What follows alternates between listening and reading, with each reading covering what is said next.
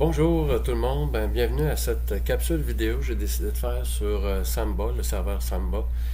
Donc j'espère que ça va vous aider à comprendre un peu plus comment partager en fait des fichiers ou des dossiers entre machine Linux et machine Windows.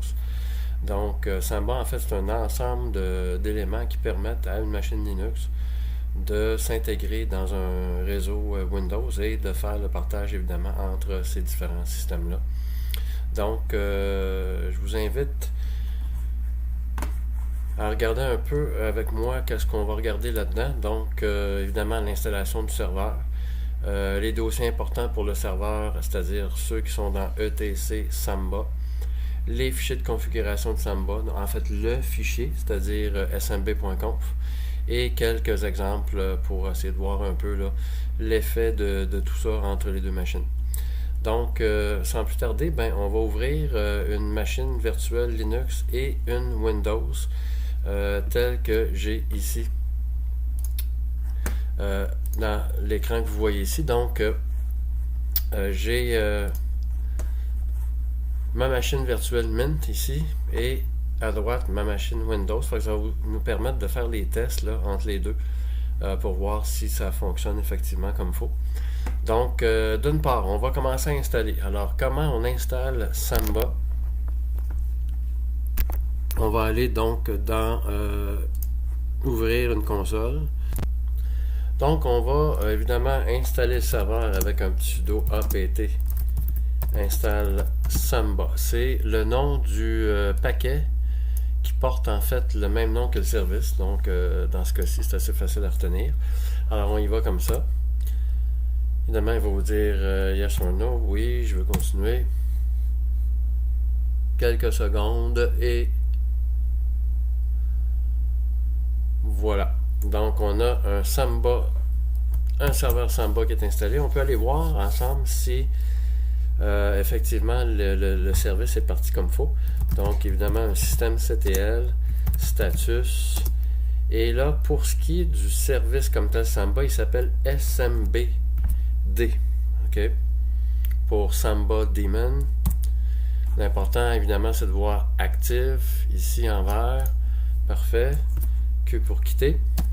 Et il y en a un autre qui va avec, qui est NMBD, qui lui sert au NetBIOS. Donc, autrement dit, un peu comme à s'authentifier, pas à s'authentifier, mais à se présenter dans le réseau. OK? Donc, si lui n'est pas parti, c'est comme si il disait pas qu'il était présent dans le réseau. Donc, ça, c'est le service qui doit être parti aussi avec SMBD. Alors, celui-là, active, lui aussi, c'est important de voir ça. Parfait. Q pour quitter. Alors, nos deux services majeurs sont partis pour pouvoir commencer à faire quelque chose. OK, alors on va aller voir dans quel dossier sont situés le fichier en fait principal de Samba. Il se trouve dans la racine dans le dossier etc et dans un dossier qui s'appelle Samba. On va aller voir ensemble son contenu. Alors vous allez voir, là, ce qui est important, c'est ce fichier-là, smb.conf. Ça, c'est le fichier principal de configuration du serveur. Il y a déjà quand même beaucoup de stock dedans, comme vous pouvez remarquer, là, il fait à peu près 8K, 9K. Donc, il y a déjà beaucoup de contenu, mais nous, ce qu'on va faire, c'est qu'on va se copier ce fichier-là et on va repartir un nouveau pour comprendre exactement l'essentiel de quelle instruction fait quoi exactement. Alors, ce que je vais vous conseiller de faire, c'est de vous faire une copie de ce fichier-là qu'on va appeler .back, alors smb.conf.back. OK. Voilà, vous avez votre fichier de configuration qui a été sauvegardé et on va tout simplement le détruire. On va détruire l'original, en fait, rm-smb.conf. Voilà, il n'y a plus de smb.conf et on va s'en faire un à partir de 0. Ce que je vais vous suggérer maintenant, en fait, pour suivre comme il faut, c'est d'aller dans les notes de cours aussi. J'ai les notes de cours papier. Et je vais suivre un peu ce qui est ici. Donc, à partir de l'introduction ici, là, descendez. Si on le fait ensemble, et on va aller au premier exemple. OK? On va faire quelque chose ensemble, là, puis on va expliquer au fur et à mesure les éléments. Alors, le premier exemple, c'est un exemple qui va configurer un partage. Donc, vous allez partager un dossier de Linux vers une machine Windows et on ne tiendra pas compte des usagers pour l'instant. Donc, on ne fera pas de compte d'usagers.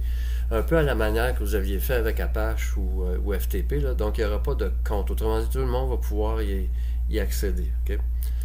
Alors, pour ce premier exemple-là, on part du principe qu'il s'agit d'un ou de plusieurs partages simples à destination de tous les utilisateurs du réseau. Le niveau de sécurité est configuré au plus bas. On verra tantôt comment améliorer ça. Et on se limite au réseau local, donc dans notre réseau du lab. Et on ne traite aucun utilisateur en particulier. Toutes les machines présentes sur le réseau vont pouvoir accéder au partage. Donc, ce qu'on va faire en premier, c'est que comme on parle de partage, ben, il faut se faire un dossier dans Linux qui va justement nous permettre d'aller porter des choses pour pouvoir faire le partage comme tel. Donc, on va, pour le bienfait de la démo, là, faire ça exactement ici dans la racine. Alors, je retourne dans ma machine virtuelle Mint et on va exactement faire ça. Donc, je vais ici faire un mcodir et je vais l'appeler partage. Il est déjà fait dans mon cas. Bon, parfait. On va se faire un sous-dossier qu'on va appeler commun. OK, dans partage. Donc, un autre sudo mcodir partage commun. Il est déjà fait dans mon cas. Et on va donner tous les droits à ce dossier-là. Donc, sudo chmod 777 commun. Voilà. Le détail des lignes du fichier, ben, on va le voir tantôt. Okay? Quand on va aller le copier, là, on expliquera en fait ligne par ligne un peu là, quels sont ces éléments-là. Ça aussi. Okay? Ce que je vous suggère, c'est de copier-coller cet exemple-là. OK.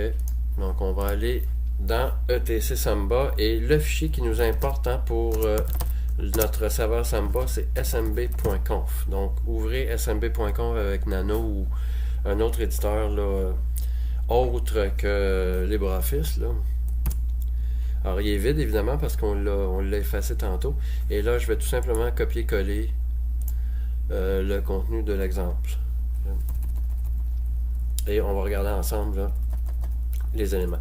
Donc, premièrement, ce que je vous dirais là, dans un fichier smb.conf, il y a au moins deux éléments majeurs. D'ailleurs, on les a expliqués ici. Là. Ici. Deux parties principales. La partie globale que vous voyez ici. Globale ici.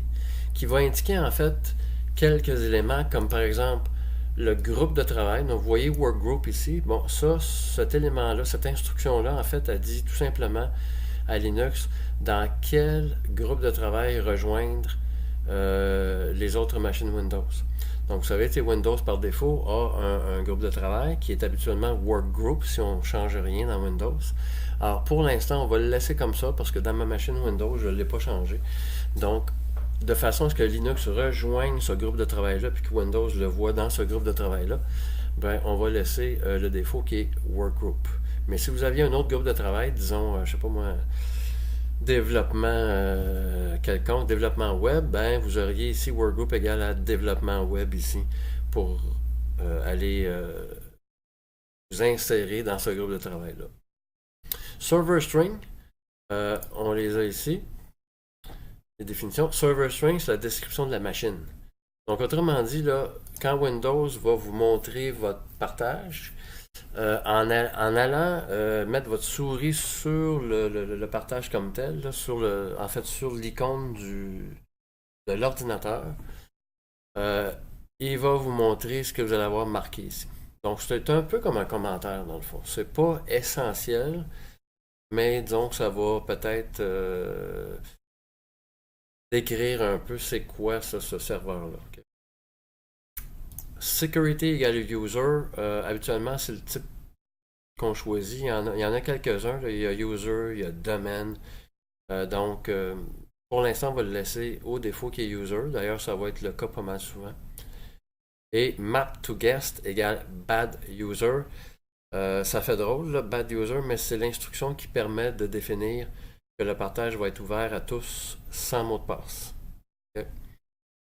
Load printers, non. C'est-à-dire que si vous aviez une imprimante qui est connectée à votre machine Linux, vous pourriez la rendre disponible aux machines Windows. Donc, dans mon cas, j'en ai pas. Là, load printers à non, puis disable spool SS, yes. Ça, ces deux-là, là, c'est concernant les imprimantes. Okay. Sécurité réseau ici. À quoi ça sert le host allow égale 192.168.102?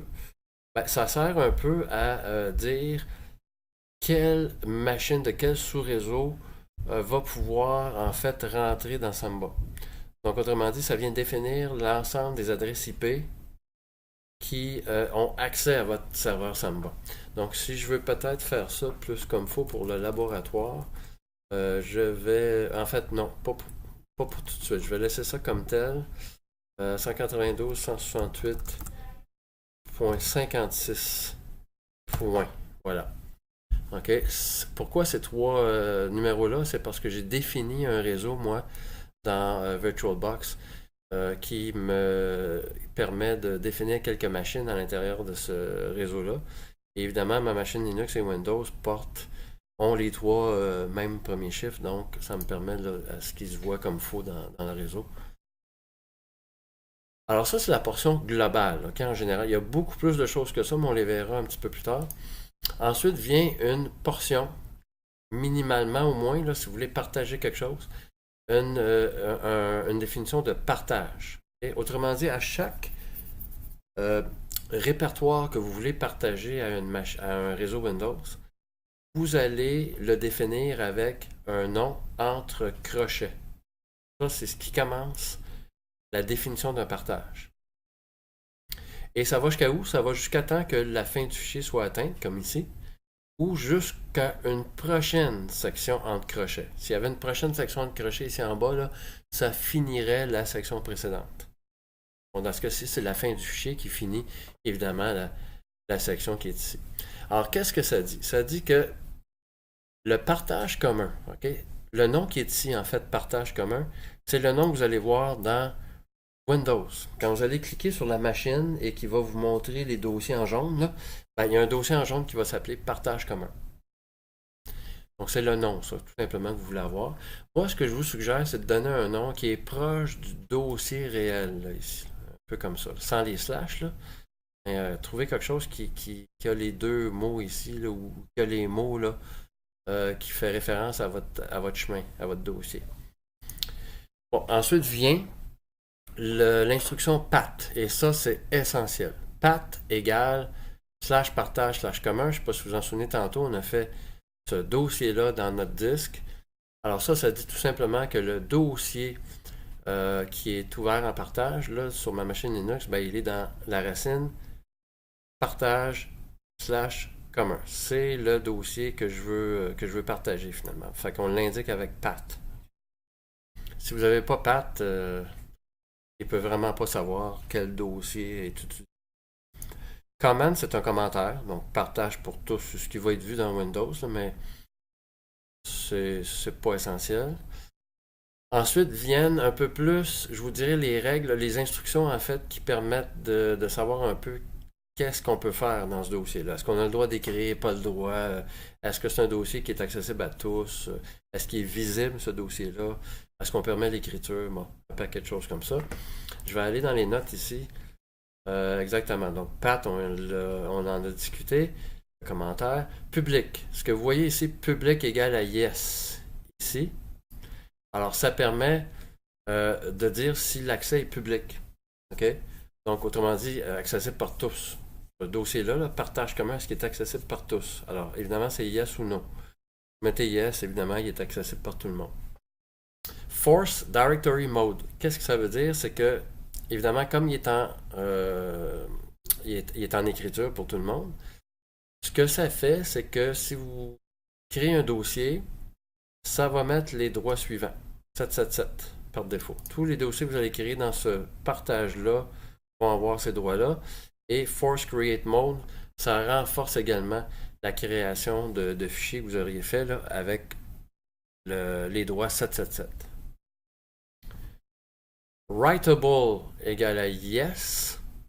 Ça veut dire, est-ce que vous donnez le droit aux usagers qui vont rentrer là d'écrire dans commun ici? Alors on dit oui. Et Browsable, ça permet d'autoriser ou non la visibilité du dossier dans l'explorateur des fichiers. Ça veut dire que même si vous cliquez sur la machine, sur l'icône de l'ordinateur, si Browsable est à non, ben vous ne le verrez pas. Vous ne verrez pas la chemise jaune. Okay? Il va falloir le taper vraiment à main là, dans l'explorateur. Alors que si Browsable est à yes, ben la chemise jaune va être visible. Donc je vous dirais que c'est les éléments, disons, minimal, avec pas tellement de sécurité, on s'entend, mais ça on verra au fur et à mesure. Alors on va essayer de voir si tout ça fonctionne. Donc une fois évidemment que vous avez modifié smb.conf, qu'est-ce qui se passe? On sauvegarde évidemment. Sauvegarder et on repart comme tout bon service. Le système CTL, restart, SMBD et NMBD. Vous pouvez en partir deux d'affilée comme ça. Donc SMBD qui est le service Samba et NMBD qui est le NetBIOS. Alors, on va voir si... Alors, il n'y a pas d'erreur, ça semble pas pire. C'est toujours mieux hein, de vérifier le statut de SMBD. Alors, on a que active, parfait. Et le NMBD active également. OK. On va aller voir qu'est-ce qui se passe là-dessus. L'effet de ça, on va aller le tester avec notre machine Windows qui est ici. On va aller voir ça. Alors, je vais ouvrir dans Windows 10 mon explorateur de fichiers. Ici, je vais aller voir dans Réseau. OK, alors vous allez dans Réseau, c'est là que ça va se passer.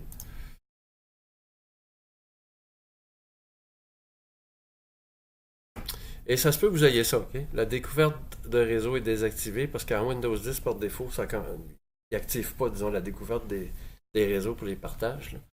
Donc, faites OK.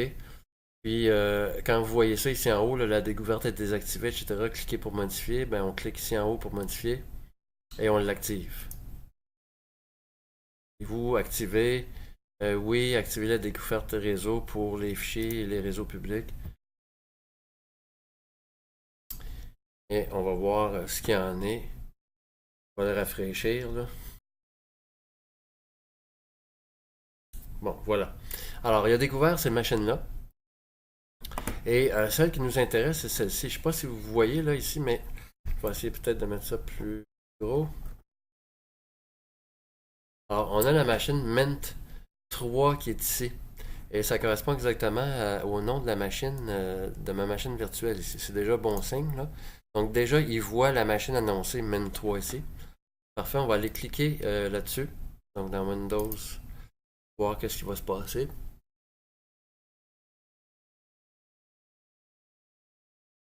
Et voyez-vous, partage commun qui a été affiché ici. Donc le partage commun qui est là. Vous voyez le nom partage commun, c'est ce que je vous disais. Donc c'est exactement à cause de ça ici. Je vais aller vous le remontrer, nanosmb.conf. Et vous voyez le nom qui est ici, qu'on avait sélectionné ici, qu'on avait créé ici, ce nom-là, partage commun. Vous voyez que c'est exactement le nom qui se retrouve en bas ici. C'est ça l'effet direct. Alors maintenant, si je clique là-dessus, ben, le dossier est vide. Mais je suis rentré là. Donc ça, c'est très bon signe. Sans mot de passe, sans rien, parce que c'est ce qu'on a dit. Hein, il est public. Voilà. Et il nous permet l'écriture. Donc, ce qu'on va essayer de faire de Windows. De Windows. OK.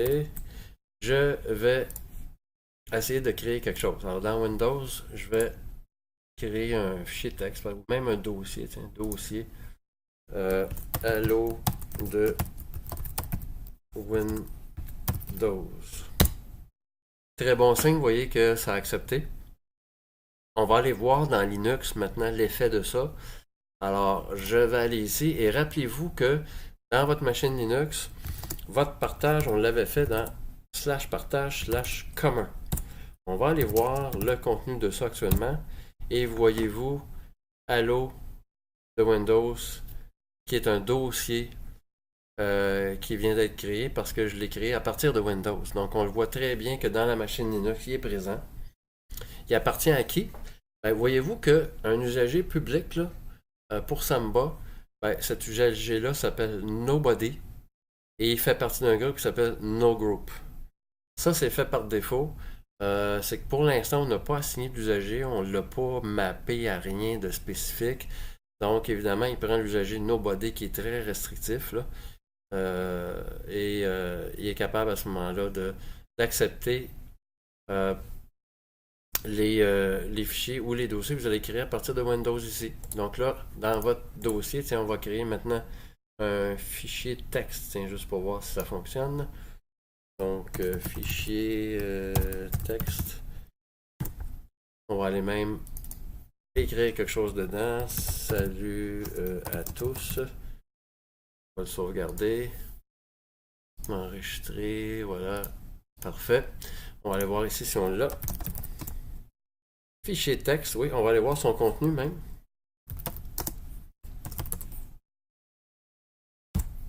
Et on a bien salut à toi. Bon, le A accent grave, évidemment, c'est juste question d'encodage, là, mais on a bel et bien le contenu du fichier qui a été fait à partir de Windows.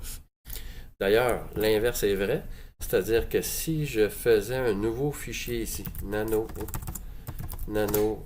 fichier texte 2.txt, allô tout le monde, je sauvegarde. Donc j'ai fichier texte 2.txt. Vous avez vu ici tout de suite dans Windows, regardez fichier texte 2 qui vient d'arriver.